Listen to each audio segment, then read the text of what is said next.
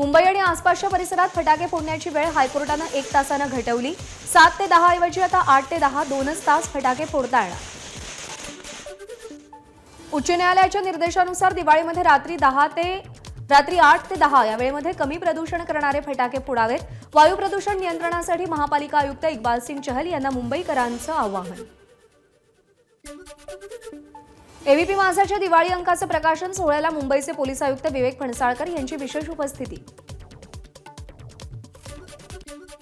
ठाण्यातील शिवसमर्थ विद्यालयाच्या मैदानावरती दिवाळी पहाट कार्यक्रमाचं आयोजन, गायक महेश काळेंकडून सादरीकरण। पुण्यामध्ये लोकमतकडून स्वरचैतन्य या दिवाळी पहाट कार्यक्रमाचं आयोजन, मैफिलीमध्ये जगप्रसिद्ध सरोद वादक अमान आणि अयान अली बंगश या बंधूंचं बहारदार सरोद वादन। शास्त्रीय गायक राहुल देशपांडेंच्या सुरेल आवाजात पुण्यातील दिवाळी पहाटचा कार्यक्रम संपन्न, कार्यक्रमाला नागरिकांची पसंती।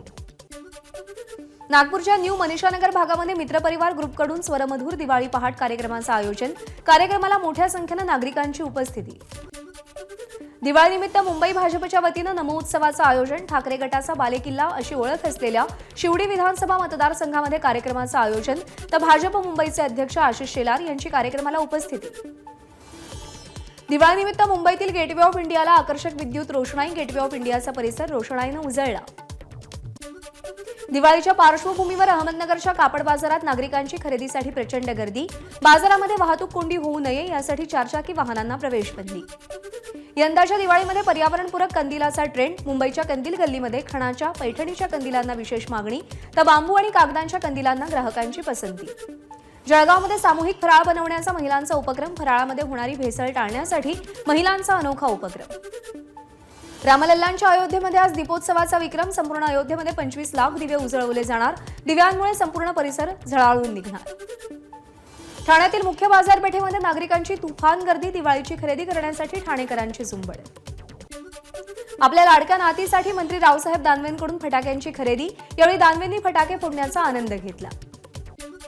दिवाळीच्या शुभमुहूर्तावर विरारमध्ये डायलिसिस विभागाचं विस्तारीकरण, डायलिसिस करण्यासाठी येणाऱ्या रुग्णांना फक्त 400 रुपयात सेवा मिळणार।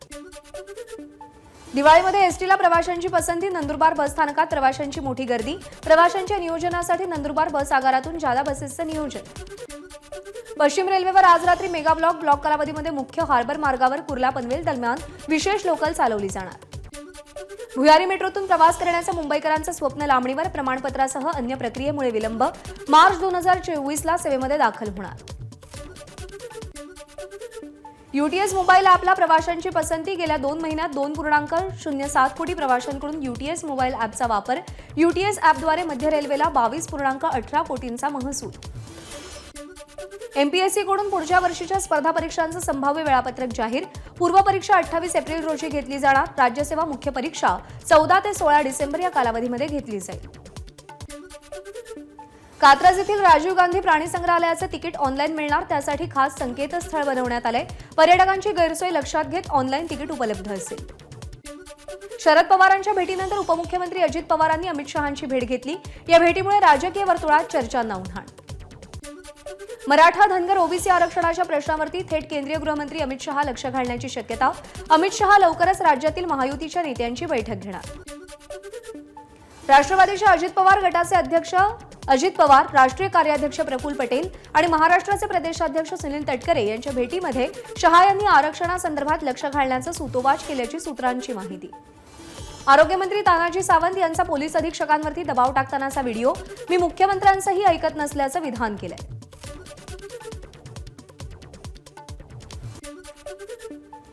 ज्यांचा व्हिडिओ आहे तेच खुलासा करतील, खासदार राहुल शेवाळ यांनी हात वर करत तानाजी सावंत यांच्या व्हिडिओवरती प्रतिक्रिया दिली। ट्रिपल इंजिन सरकार म्हणजे येड्याची जत्रा आणि कारभारी सत्रा अशी स्थिती, मुख्यमंत्र्यांचा वाचाळ मंत्र्यांवरती वचक नाही, अंधारेंचा मुख्यमंत्र्यांवर निशाणा।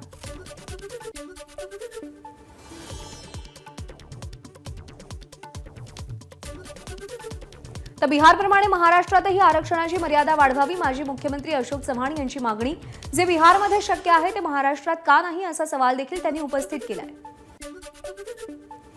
नितीश कुमार काय बोलतात त्याची री अशोक चव्हाण ओढण्याचा प्रयत्न का करतायत, प्रवीण दरेकरांचा चव्हाणांना सवाल, बिहारप्रमाणे महाराष्ट्रामध्ये आरक्षण मर्यादा वाढवा, अशोक चव्हाणांच्या वक्तव्यावर दरेकरांची प्रतिक्रिया।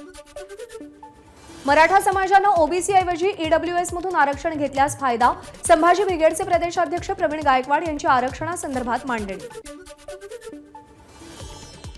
मराठा आरक्षणावरून मंत्रिमंडळ आणि सरकारमध्येच मतभेद, जयंत पाटलांचा सरकारवर निशाणा.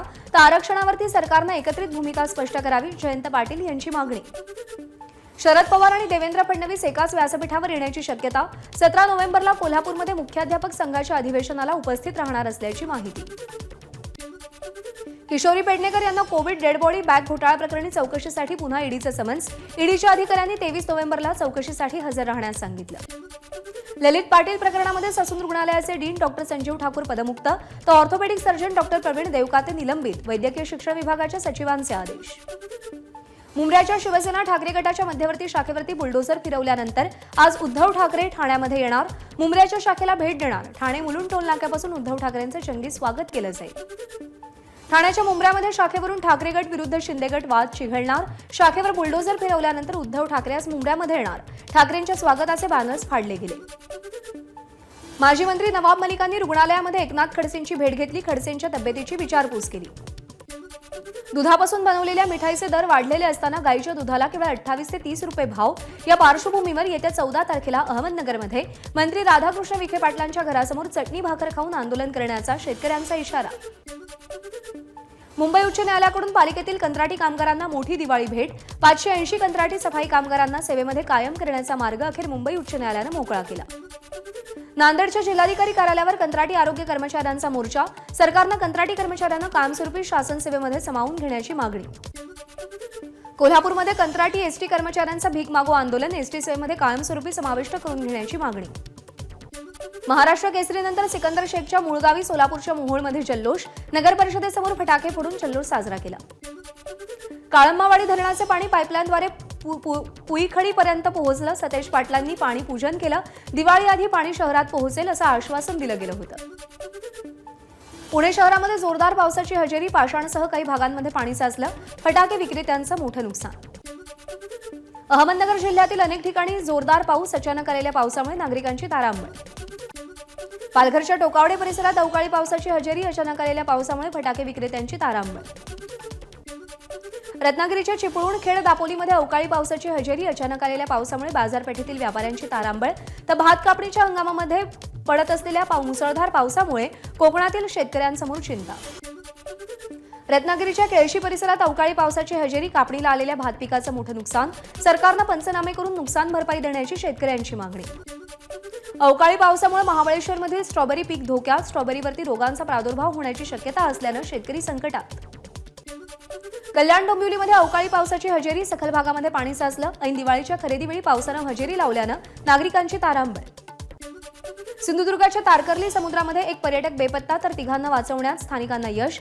चौघंही कोल्हापूरच्या मुरगुडचे महाविद्यालयीन विद्यार्थी असल्याची माहिती.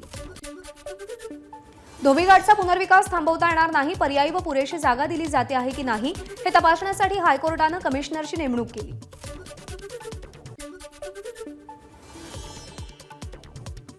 बीडमधील तिरुमाला उद्योग समूहाचे प्रमुख सुरेश कुटे आणि अर्चना कुटे यांचा भाजपमध्ये प्रवेश.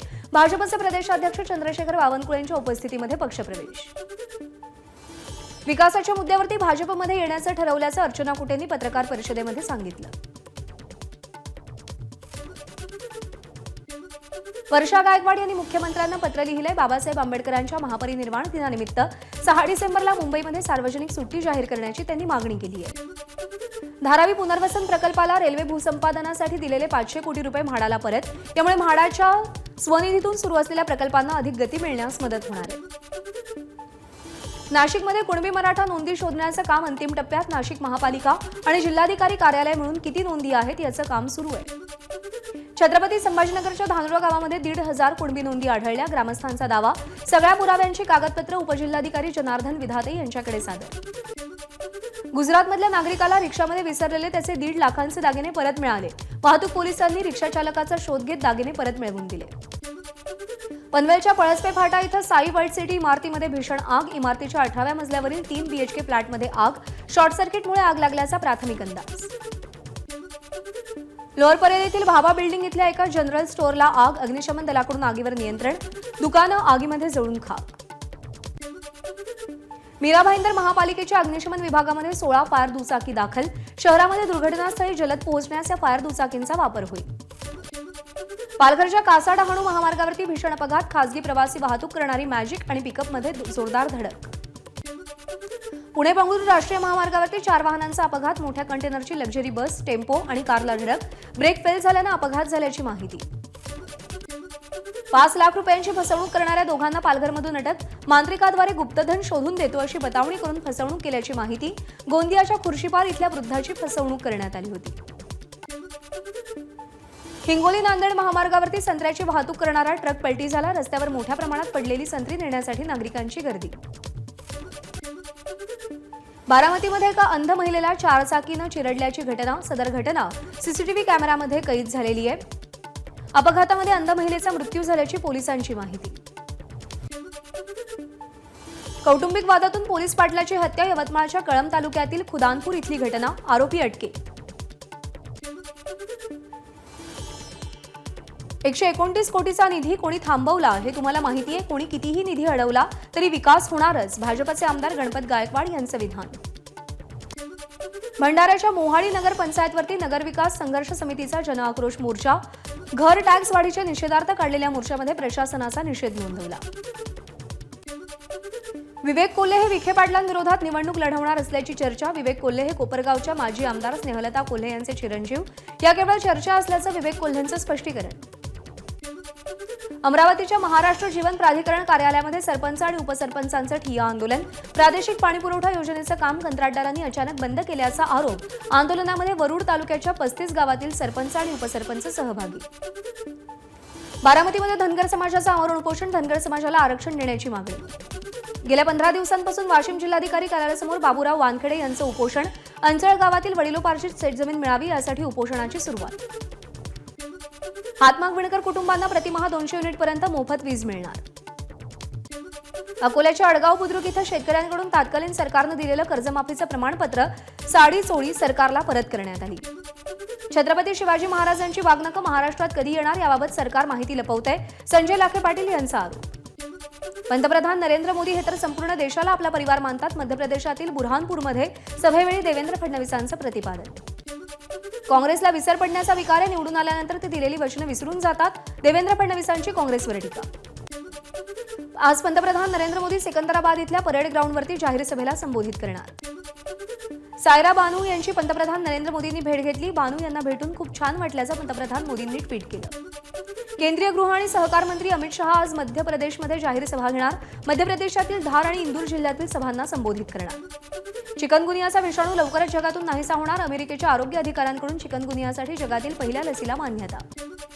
दक्षिण आफ्रिकेकडून अफगाणिस्तानचा 5 विकेट्सनं पराभव. दक्षिण आफ्रिकेचा 9 सामन्यांमधला हा 7वा विजय.